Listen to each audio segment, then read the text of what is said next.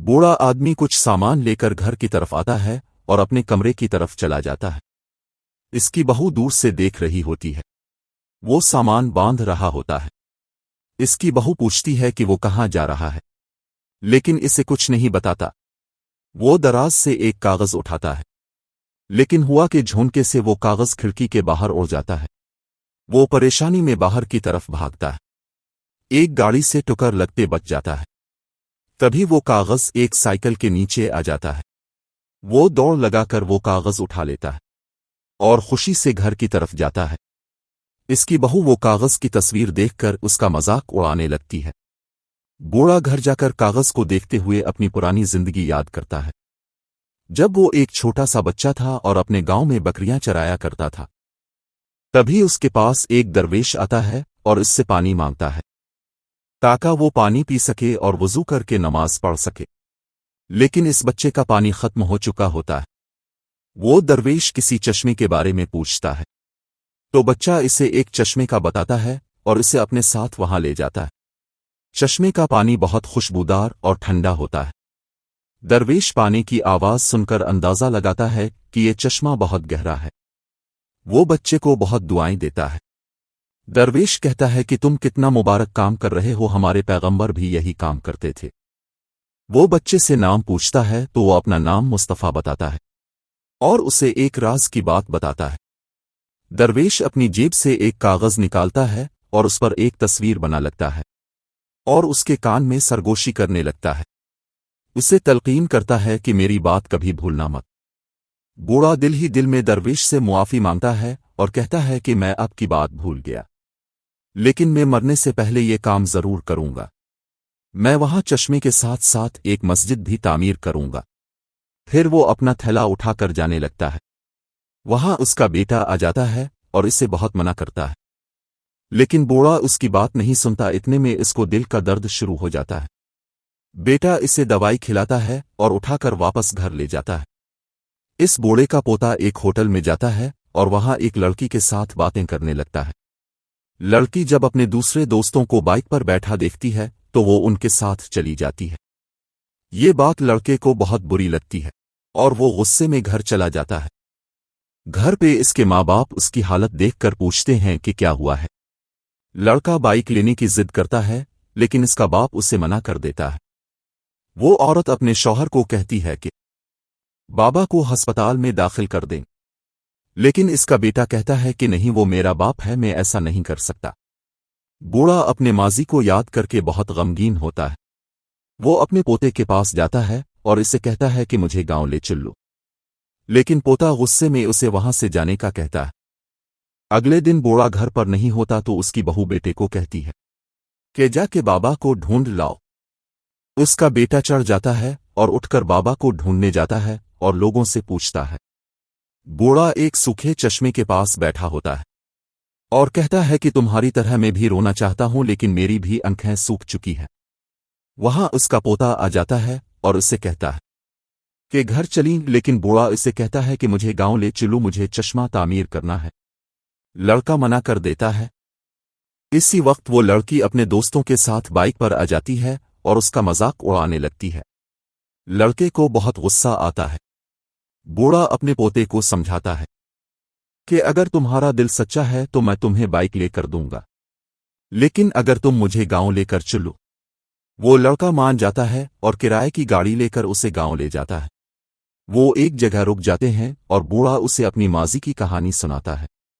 लड़का दादा को कहता है कि ये कोई बड़ी बात नहीं है, आप अपने पैसे क्यों ज़ाय कर रहे हैं। दादा उससे कहता है कि मैंने अच्छी नियत से वादा किया था और वो मुझे पूरा करना है। लड़की इसका मजाक उड़ाने के लिए उसे मैसेज करती है और इसे वापस आने का कहती है। लड़का वो मैसेज पढ़ता है और जल्दी से दादा को कहता है कि वापस चली, लेकिन दादा मना कर देता है और कहता है कि तुम जाओ। तो वो दादा को सामान देकर चला जाता है। बूढ़ा हिम्मत नहीं हारता। रास्ते में लड़के को इसी लड़की का मैसेज आता है कि बाइक लिए बगैर मत आना। लड़का उदास हो जाता है और वापस अपने दादा की तरफ मुड़ जाता है। दादा से मुआफी मांगता है और इससे कहता है कि मैं बाइक लेकर फिर जाऊंगा। वहां पहुंचकर उन्हें पहाड़ी पर चढ़ना पड़ता है।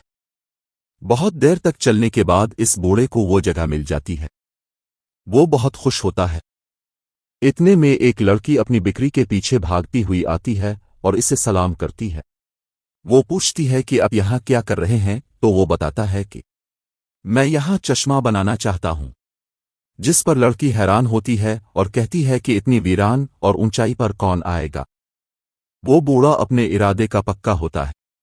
لڑکی کہتی ہے کہ اب بالکل میرے دادا کی طرح ہے۔ لڑکی وہاں بیٹھ کر پڑھ رہی ہوتی ہے۔ بوڑھے سے کہتی ہے کہ میں اپنی پڑھائی کا خرچہ خود اٹھاتی ہوں، اس لیے یہاں بکریاں چرانے آتی ہوں۔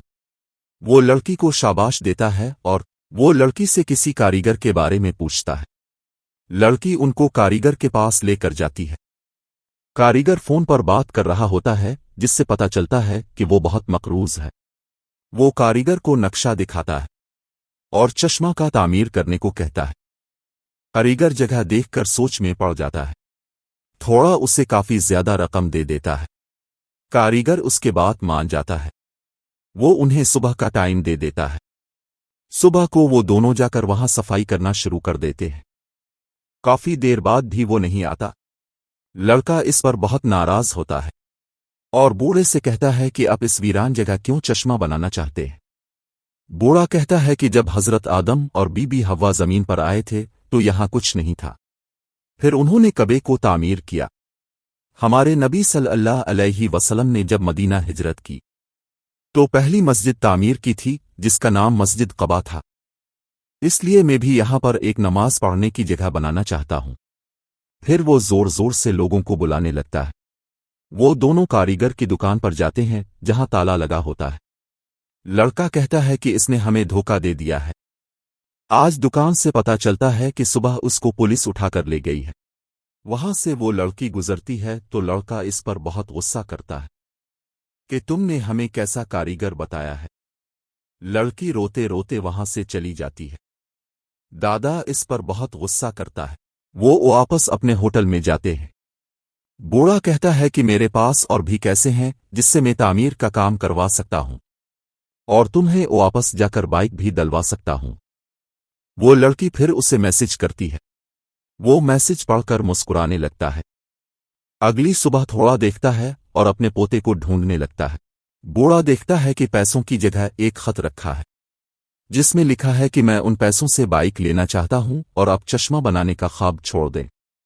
بوڑھا اسے اپنا امتحان سمجھ کر ہمت نہیں ہارتا اور گاڑی لے کر وہیں پہنچ جاتا ہے۔ گاڑی میں سے اوزار نکالتا ہے اور اگے جا کر اسے دل کا درد ہونا شروع ہو جاتا ہے۔ وہ اللہ سے التجا کرتا ہے کہ مجھے تھوڑی مہلت اور دے دیں۔ اتنے میں وہی لڑکی آ کر اس کی مدد کرتی ہے۔ وہ لڑکی بوڑھے کو آرام کرنے کا کہتی ہے۔ وہ لڑکی کو کہتا ہے کہ کیا تم نے وہ قصہ سنا ہے جس میں ایک چوٹی حج پر جانے کا ارادہ کرتی ہے، لیکن سب اسے کہتے ہیں کہ تم اتنی چھوٹی ہو، تم کس طرح جاؤ، لیکن وہ کبھی ہار نہیں مانتی۔ یہ کہہ کر وہ چشمے کی طرف بڑھ جاتا ہے۔ لڑکی پڑھائی کرتی ہے اور بوڑھا کوشش میں لگ جاتا ہے۔ لڑکا نئی بائک لے کر لڑکی کے پاس پہنچ جاتا ہے۔ وہ اس کے ساتھ بائک پر بیٹھ جاتی ہے۔ بائک بہت تیز چل رہی ہوتی ہے، اس لیے ان کا ایکسیڈنٹ ہو جاتا ہے۔ لڑکی اسے بہت باتیں سناتی ہے۔ لڑکا اسے بہت برا کہتا ہے اور وہاں سے چلا جاتا ہے۔ اگلی صبح وہ بوڑھا پھر کوشش کرنے لگ جاتا ہے۔